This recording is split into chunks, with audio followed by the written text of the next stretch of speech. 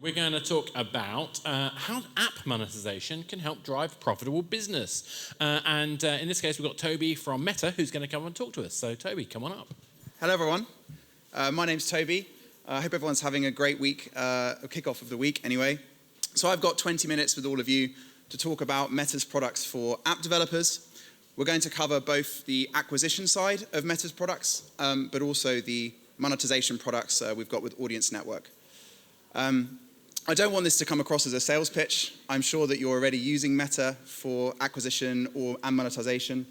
So I don't want to focus on, trying to pitch us, more about how do you get the most out of what Meta's offering you. Okay. Cool. So just quickly on me. So I'm Toby. I've been working at Meta on the app developer business for the last 5 years. Originally, I started out working on Audience Network, which is our monetization solution, but since then my role has expanded and I'm working on app ads as well. Before I was at Meta, I was at Bumble, the dating app, so I've sort of sat on the other side of the fence as well.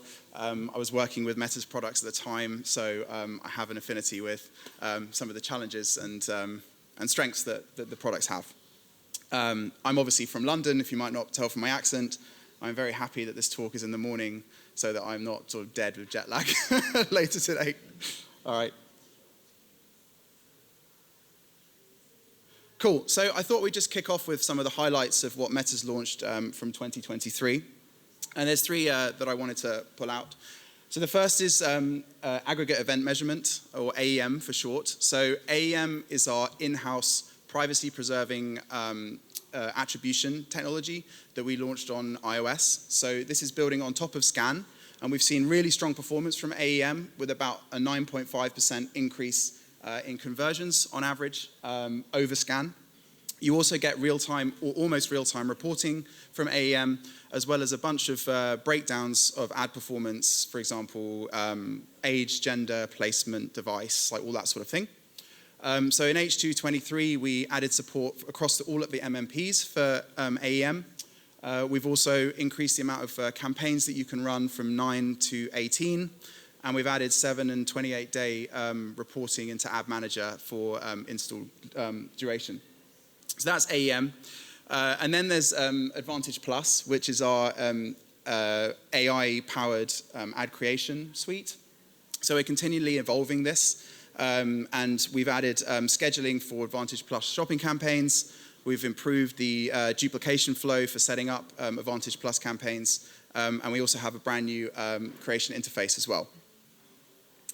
And then the third area, so Conversion API, which is our server-to-server signal ingestion product, is available to all advertisers if you want to directly integrate with us that way. And also conversion lift studies you can set up from the Experiments UI. You might have already run A/B tests with us or brand lift studies with us, but now you can do conversion lift studies, which is a great way of telling the sort of true uplift that you're getting from Instagram or Facebook or Audience Network placements. Cool. So that's just 2023. So I wanted to sort of move us on to looking at this year. I'm going to break this down into 3 areas for you so that we can sort of follow how Meta's adding value to businesses in slightly different stages. So I'll start with the user acquisition audience investments that we're making. I'll then move forward to the making informed decisions. So how do you correctly attribute the value that Meta's driving and make the right budget decisions? And then we'll move forwards to the ad monetization elements of Audience Network. So starting on user acquisition, so I just wanted to kind of start with a bit of a big picture view. So Meta's seen really fantastic growth over the last couple of years. We've got about 3.2 billion daily active people across our apps now. We've seen a real shift from sort of static feed type ad supply more towards short form video and with reels and with stories. And that's really driving our sort of investment roadmap and what we're investing in. And we know that the mobile gaming market particularly has become very, very competitive. There's a lot of demand for our ads. So, now is more important than ever to make sure that you're setting up your campaigns in an optimal way. Okay, so a few investments that I want to talk about that are launching this half. So the first is engaged view optimization. So we were kind of aware that with short form video and the shift towards that type of format, click through and view through conversions are not really telling you the whole picture. So we're launching this new metric of engaged views, which is when someone's watched one of your ads for 10 seconds and then goes on to drive a conversion within the conversion window. So you're going to be able to optimize for that in the attribution settings when you're setting up ads from the end of this half. So that's the first piece. The second is all around Advantage Plus, which I was talking about from the 2023 section. We really want to lean into AI-powered sort of ad creation. And what that means is just leaving things to the models as much as possible, because what we see is we get the best performance from Meta ads when there's unconstrained systems and really high liquidity. So we're not sharding budgets into multiple campaigns, and we're having as few constraints as possible. Now that said, we know that there are legitimate business constraints that you have to get across. So we're trying to walk this kind of tightrope of giving enough control to make sure that you can express those constraints, but also making sure that we leave things to the systems as much as possible. So we've heard a lot of feedback about things that are missing from our automated campaign setup. So we're adding a few things, such as you can set geo constraints on your campaigns within Advantage Plus, and also minimum age requirements if your app has a minimum age as well. And there'll be a few more controls coming out in due course as well. Kind of in a similar vein, we're relaxing the campaign limits that we have on Advantage Plus. So originally, in H1 last year, you could only create one app campaign per country and placement. Now you can then it went to 9, and now we've got an unlimited amount that you can create. So again, we think you should have as few campaigns as possible. That's where we see the best results. But we are adding flexibility to the product to make sure that we can get across the constraints that you have in your business. Cool. Moving a bit onto back-end performance. This is a really big priority at Meta right now. We know that as budgets scale, you do see a drop-off in performance. At some level, that is expected because our models will find the most valuable users first, and then we'll sort of move to less valuable users in due course. And that does mean that as budgets scale, you will see an increase in cost. But that said, we're very invested in making sure that curve is improving over time. And we obviously have 3 main app prospecting products at the moment. So we have mobile app install, which is the most straightforward, maximize the number of installs of your game or app. We then have app event optimization, which is optimized for a triggered event within the app. And then we have value optimization, which is maximizing the value of the people that are coming to your app. So you send us a value signal alongside the event. Generally, the advice is, work as down funnel as you can. Value optimization should drive the best performance, though obviously, as I said, we're working through scaling challenges as much as we can. So lots of focus on that and the ML work there. The other thing to say in this space is that we're looking for opportunities to build new types of value products. These I don't have set launch dates on yet, but I wanted to give sort of early share. For example, we're looking at an in-app ads only acquisition product. So if you're only ads powered game, we'll ingest those signals and we'll build a model that's purely focused on driving ad revenue. We're also thinking about predicted lifetime value. So I know many of you do, well, all of you do cohort-based PLTV, but some of you also do user level. We're considering how we can ingest those user level value signals and then optimize towards that as well. That said, we don't yet have the product ready, but I wanted to give a sort of early share that this is a big area of investment for us. Finally, on acquisition, audience network is a really important part of the acquisition story because app ads deliver really well to audience network. So I'll cover that more in the monetization section, but we're improving the formats. We've seen some great enhancements from audience network formats, which I'll cover later, as well as sort of driving the performance through increasing our bid prices over time as well. Okay, so the second area I want to cover is sort of helping you make the right decisions, how you crediting Meta in the right way for the value that we're driving for your business and making the right sort of cross-company budget decisions. So there's a few launches here that are happening. So the first one to talk about is Meta Install Referrer. So this is a measurement product for Android, which is building on top of Google Play Install Referrer. And this is helping to cover some of the edge cases that are not covered in Google Play Install Referrer. So what you should see from this is a decrease in unattributed conversions. Typically, we've seen from the first few people that have integrated about a 20% increase in attributed conversions from the launch of this product. And without getting sort of too much into the detail, what it's doing is we're using Instagram and Facebook apps to send conversion metadata back to Meta so that we can cover some of those edge cases.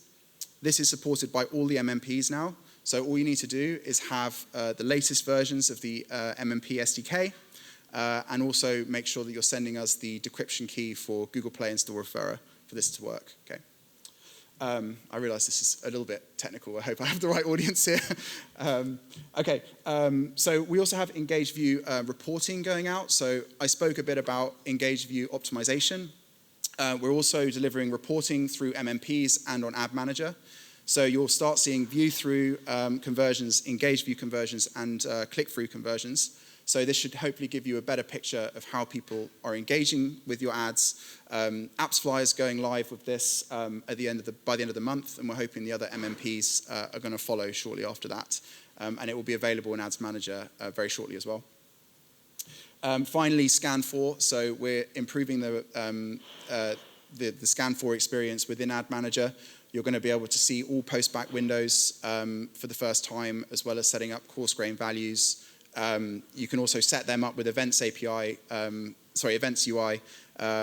as well. So basically, just improving the sort of integration we have with Scan4 as well.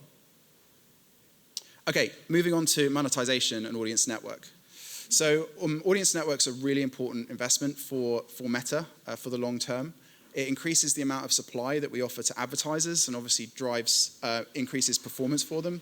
At the same time, it's obviously helping a lot of you to monetize and build more profitable businesses. And we know the sort of flywheel that will get reinvested in, at some portion back into ads. So as you get stronger, we get stronger.